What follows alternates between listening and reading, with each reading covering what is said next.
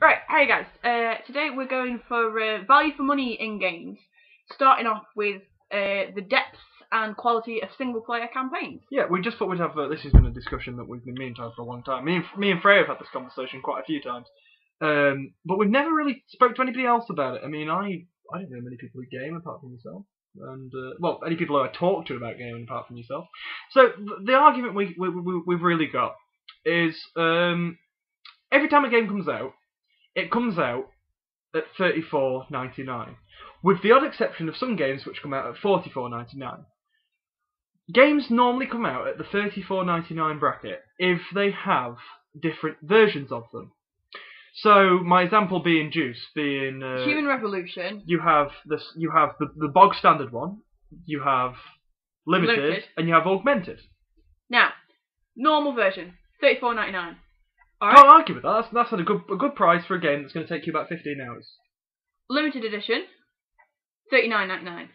Again, reasonable. 40 quid for a game is quite understandable. In this day and age, I can understand 40 quid for a game, particularly if it's a limited edition. If you're getting something else with the game, I can understand paying that £5 extra. However, when it comes to the augmented version, I think in game, I couldn't tell you the proper price in Game Station because I wasn't sure. In game, it's $59.99. So is 60 quid too much for a game? In my opinion, yes. In my opinion, no, depending on what you get. my example was going to be, I'm a big fan of strategy games and games with depth, breadth, and good. No, girth's a horrible measurement. That's not the point. No, I'm a big fan. I think I will. Say as you will. I'm a big fan of games with depth, and one of my by depth he means a strong storyline. You're not just dicking around, running around with a gun, or a replacement to a strong storyline. Good gameplay mechanics, something original. Now, my favourite strategy games, I'm a big strategy fan, but my favourite set is the Total War series. And recently, they've had Shogun Total War, Rome Total War, and then off of Rome Total War, they had all the expansions, Barbarian Invasion, etc., etc. Then they came around to Empire, and they did some new stuff, and it was a completely different game. It was like, we haven't just moved forward in time, because let's be honest, they don't want to make it look like they're doing a FIFA here. Total War 11. And then they went back to Shogun because they made the first game, and because it was their first attempt, they weren't so happy with it. So they thought, you know what we'll do? We'll go back. So they went back, and they started from scratch, and it's nowhere near the same game. I mean, you've got the same gameplay ideas, but now they've improved. You can get your ninjas. If you're fighting against somebody, send a ninja in. It says, say, 40% chance of killing somebody. Now, that was in the first game, but now, when you go to kill somebody, you get a nice little video of the ninja actually acting it out. Sweet. I'll show you them on YouTube at some point. They're really impressive. Now, that was in the first game as well. But it's nice to see they've kept it in. They haven't skimped. And then there's loads of new ideas about it, and it's amazing. Now, when I went into game, well, this was the point due to price, I went to order it. Now, I was going to get it off Steam, but I'd heard there's quite a few versions, and I'd never actually seen the versions on Steam, which is unusual, because on Steam, even if it's like, oh, well, if you get the augmented edition, it doesn't, but, as an example, it comes with a strategy guide. Now, I'd rather have a solid copy of the strategy guide for my £12.99 than an online one, because if it was online, I could get a pirated version or a walkthrough. Now, I went in, and he said, oh, would you like the limited edition, or would you like the normal one? And I said, well, look, is the limited edition just a shinier case? Does it come with anything? He says, well, I'll be honest with you, mate, it's $79.99. And I went, are you kidding me? And he goes, well, yeah, but it's, he didn't all go all Cluedo. He didn't go, well, Mr. White, I can tell you what it comes with. No, he goes, it comes with a chess set. And all of the figures, about yay big, are designed, so you've got, like, the pawns are all your really cheap units. And then, like, your Shogun is your big one, and then you've got, like, the Shogun's brother would be the queen, and then you've got cavalry as the knights. Yeah, but you know what I mean? Yeah, I know what you mean. It's the second most powerful piece. And it's game-related, and you've got, like, two big factions on each side. Now, that's really clever. And I remember, like, the castles were boats as well. Now, game-related merchandise. Now, I didn't buy it. I went for I haven't got that much money on me to start with. When I go buy a game, I take 40 quid with me if I don't know what I'm going to buy. And that's as much as I'm going. I'm not going for $44.99. I'll wait till it comes down. I can't afford it. But I can't talk about the quality of the product But that is good. That is something which that is limited edition. It is. Yeah. There's not many of them going around, and if there is, not many people will buy them. I mean, I can say I know somebody else who plays. At the end of the day, if you had the money, you would have bought it. I would if I had the money. I play chess. I'm not cheeky, but if I Fraser's just looking there now like, oh, I don't know this guy. No, I really like the series, and it's something for a collector of the series to enjoy. Now, you have to pardon me for 2 seconds in a sec. I'll go and grab the case for the juice.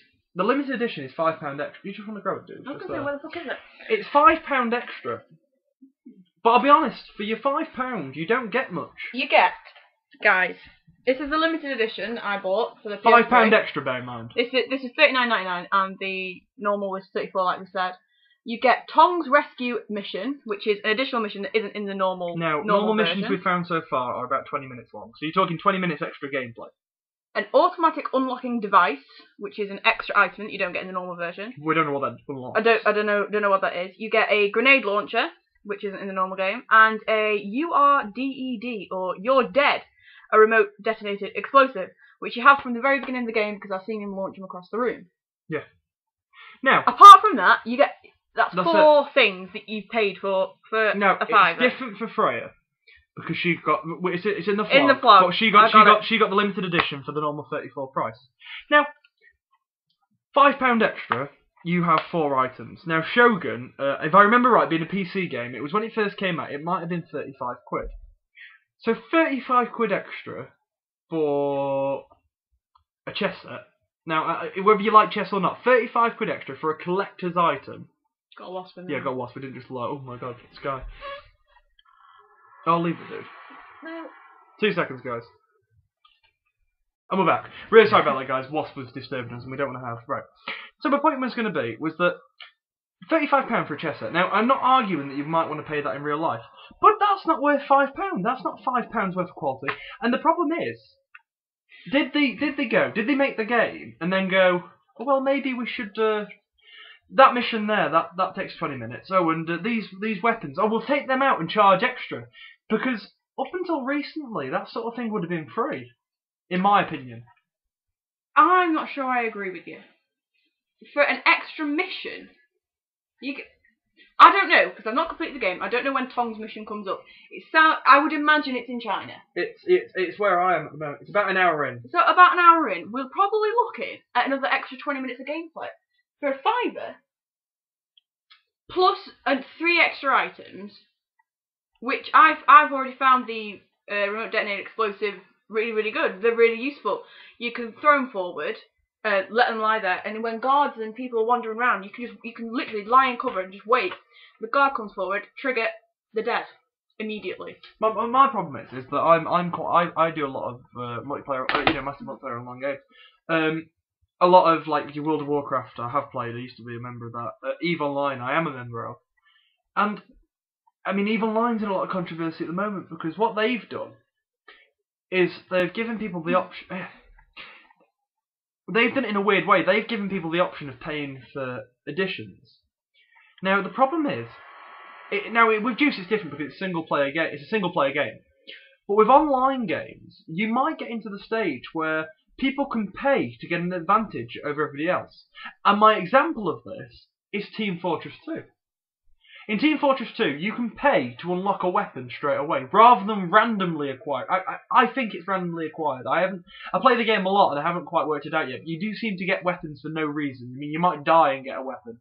And it's like, I really didn't do anything that round. Yeah, but that's like me dying on Devil May Cry 3 so many times that you unlock easily.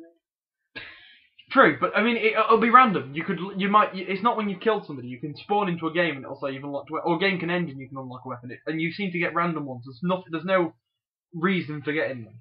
My point being is that rather than randomly unlocking weapons, you can pay to get them. Now, Team Fortress is different because it's so well balanced that there isn't a weapon that gives you a massive edge. Advantage. If you buy, if you get the laser rifle, for example, amazing. However, the reload time... I mean, for example, its advantage, it has unlimited ammo. That's its plus. The downside is that it can only fire 4 rounds before it needs a reload. The direct hit rocket launcher.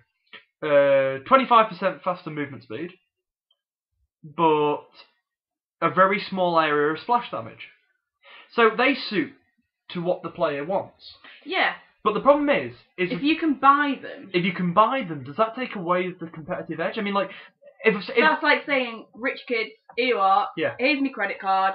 Go and kill people because you've got the money to do so. Another example would have been, it's a really weird example to use, Puzzle Pirates. Fredo mentioned this to me the other day. I used to play that. Now, the only owners of a ship, you could buy a ship with in-game money, but you could buy in-game money with your own real money. So for 30 quid, you could buy 1 million doubloons, which would take realistically about a year of in-game time. Mm.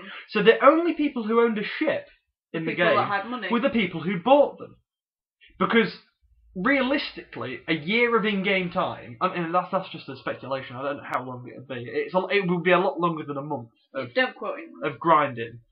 But it's ridiculous. I personally think that if you don't watch out what you do, you can end up in a situation where people with money can buy the advantage over other people.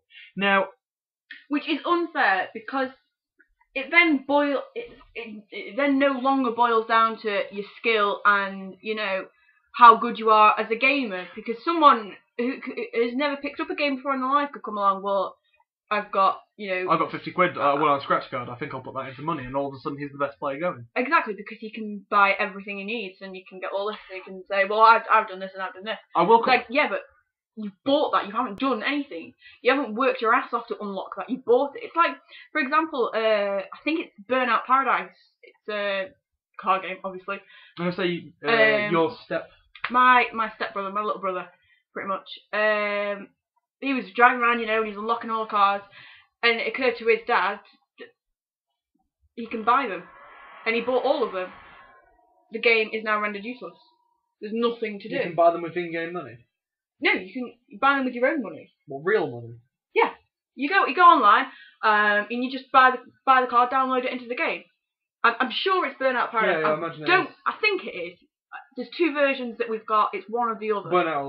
Well, actually, either way, basically, they bought all the cards, and the game's useless. They don't play it anymore because there's nothing to do. There's no drive. Forgive the pun. There's no driving edge to put you saying, right, well, if I win this race, that gets me that many points. If I get so many points, I get that car, or however it works. I haven't played it personally. I'm not a big race car game person, unless it's like Mario Kart. That's different. But the thing is, we won't linger on this point for too long. But it's a very strange system, and you've got to make sure that you don't get. I mean, basically, are we being conned? Are we being conned? Which nearly brings me on to my next point, so I'll have to reiterate that in a sec. I even don't like the Call of... Now, I'm not a COD fan, but I'm not the sort of person who stands up and says, "Oh, you play COD, oh, piss off, I don't want to hear about you." Because I appreciate... Well, we've both got a good mutual friend that plays COD. Yeah, but my point is that I don't like the system where if somebody spends... And this is quoted hours.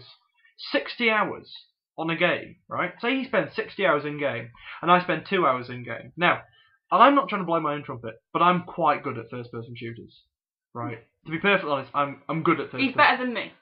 I'm good at first-person shooters. I'm not trying to make a point here to do with that. Not saying that I'm a ballpark to beat, but no, I would agree. I'm better than your average person at first-person shooters, in my opinion. Now, what annoys me is he can beat me in a fight